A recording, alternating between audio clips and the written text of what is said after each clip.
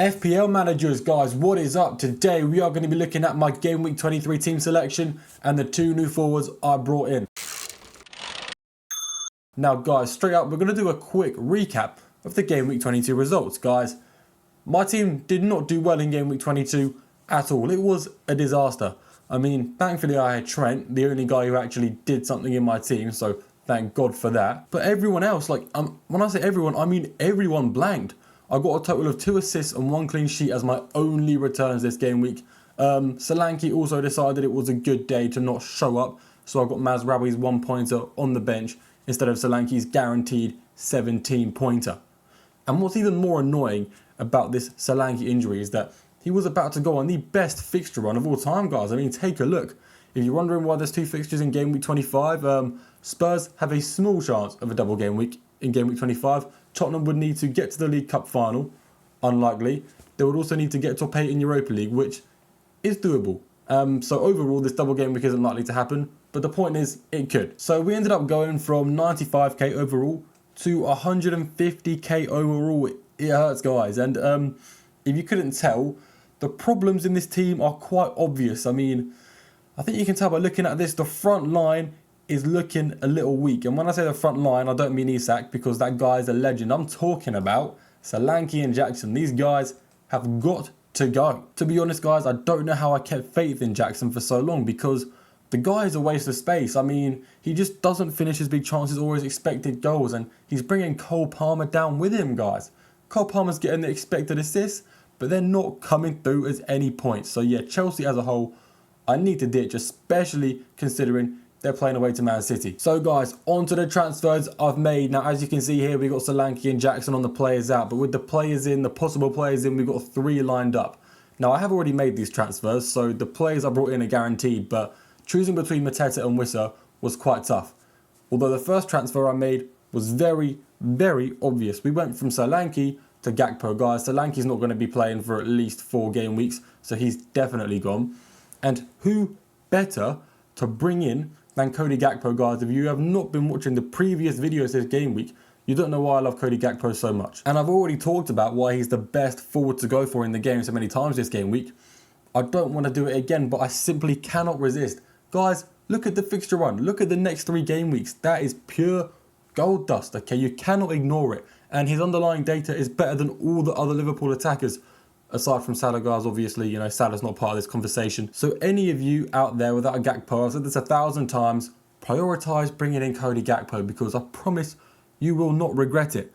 I hope I don't say this just for him to go and get benched for the next 3 game weeks, but I don't think he will. I'm optimistic. He has played 411 out of the 450 minutes available in the last 5 game weeks. The next best for Liverpool is 290 with Luis Diaz. That's a big drop off, guys, so yeah. I won't say any more, because I've done it too much already. If you don't get Gakpo, it's your own fault at this point. Next up, we had to sell Jackson. Now, this decision was a little tougher. The Wissa expected data, underlying data, is a lot better than Mateta's on recent form. Even though Mateta's is really good, Wissa's is like top 4 in the game. It's ridiculous. He's up there with the premiums. The problem with Wissa and his expected goals and his big chances is that when he plays home games, he gets a lot this season. As you can tell, he's got quadruple the expected goals at home than he does away from home. The big chances are kind of similar, but if you're looking in detail here, he's only scored 2 goals away from home. The rest come at home.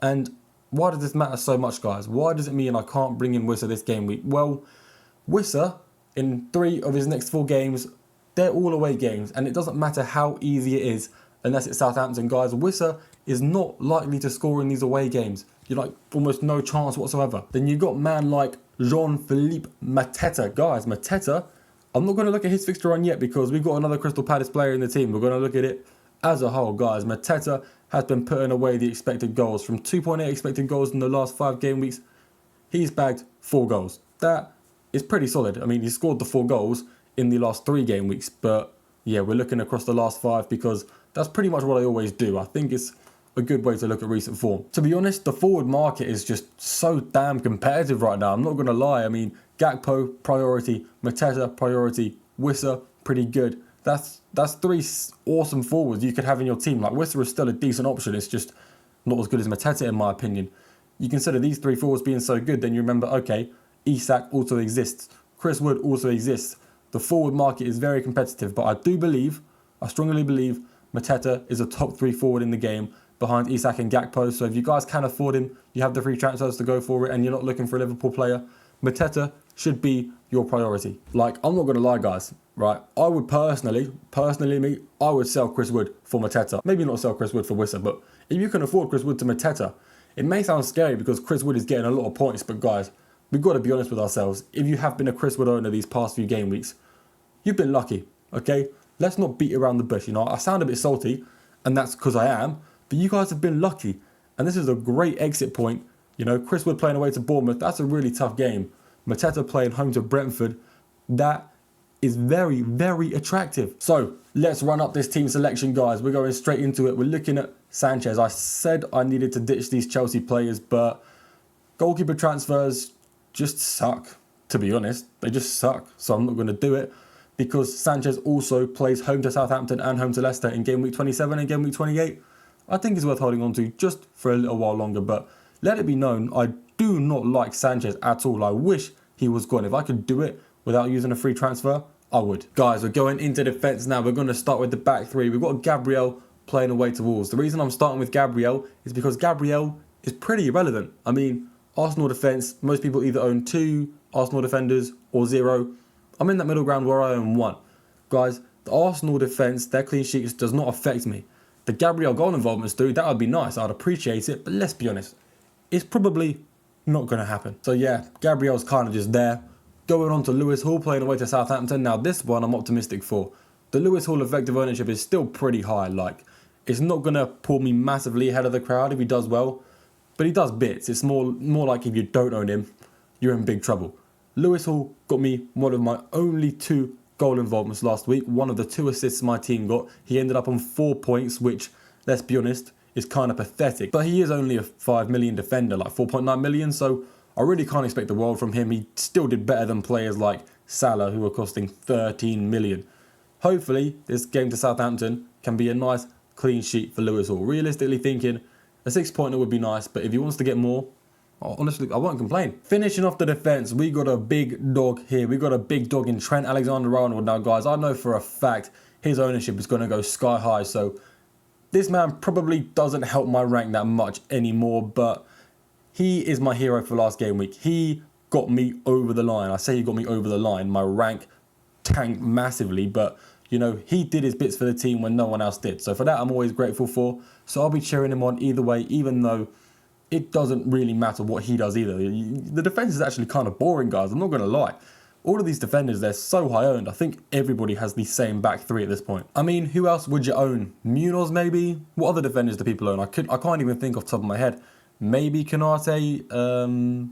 Yeah. So, guys, moving on to the midfield 4 now. If you are debating who to captain this game week, you should probably delete FPL because you're not good at it. Salah captain is the only way forward. I mean, it kind of makes the game week a little bit boring because, you know, normally you play FPL with 11 players. You've got the goalkeeper, you've got a few defenders, few midfielders, few forwards.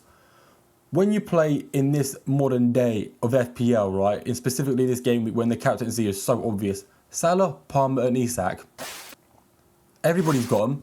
Everybody's got a Salah captain, so it doesn't really matter what they do, which makes the game kind of boring because you have to have them there, because if you don't, you'll lose. But when they do well, you don't win or gain anything from it. But that's just how it is. So we're playing with the other 8 players in the team. With Cole Palmer playing away to Man City, his ownership might actually be a little lower. I mean, people with bench cover could bench him. People who are sick of his form could sell him. So he might help my rank a teeny little tiny bit. Not much, but maybe a tiny bit. But let's be honest, playing away to Man City, for a brief period, it wasn't a bad fixture. It's quite bad now. Man City are looking to have found their form. I still hope Cole Palmer can do me well because I don't want a player that's costing me 11 million in my team to keep failing every week because it's going to lead me to want to sell him, and I don't want to have to think about selling Palmer. Ismail Sarr, guys, Ismail Sarr is the GOAT. This is where we're going to pull up the Crystal Palace fixture run. This is what I was talking about. Look at this fixture run, guys. People are still doubting Ismail Sarr. People are still trying to tell me Ismail Sarr was a bad pick and I should not have got him in. Guys, these players, they don't know what they're talking about. Don't listen to all this propaganda. If you have Ismail Sarr, do not sell him, guys. I'm giving you golden advice here. Ismaila Sarr is the differential key to doing well this game week. Playing home to Brentford is good. Like I said, it's very nice. Brentford don't do well away from home. And Ismaila Sarr, he's got, I think 0.5 expected goals and 1.5 expected assists in the last 5 game weeks, which isn't loads. I'm not gonna lie, guys, but it's a lot for a 6 million midfielder. Then Anthony Gordon is also high ownership. I'm not gonna lie, guys. There's a very common theme of a lot of players having high ownership in my team. Like, when a player has low ownership and they get you points, it's gas. It's a great feeling. But I'm looking at the majority of players in my team and thinking, well, I actually don't care if you score. Like, Gordon is the same as Lewis Hall. Like, half the people around my rank will own Gordon. So, of course, it's going to help. But if he just gets 1 return, it's only going to be a small rank gain. And I kind of desperately want to get back into the top 100k because, let's be honest, my team sucked last game week, so I've been shot out of it. And I want to be back there. People like Gordon need to have less ownership if I want their points to benefit me. I'm going to be relying a lot on Ismaila Sarr and a few players in the front line. Talking of front line, guys, straight away, Isak, boring. Everyone has him. If he does well, it's cool. I like it, but doesn't help me that much, okay? Done. The 2 forwards that I just brought in, I don't think their effective ownership, their ownership around my rank is going to be too high. I think it's going to be quite low. They both have great underlying data and a great fixture. So these 2, I am more excited about than anyone else this game week. Gakpo playing home to Ipswich, that is good. I don't want to overhype it too much. I don't want to get too excited, but he's probably going to start. He's probably going to get big chances. He's probably going to create big chances.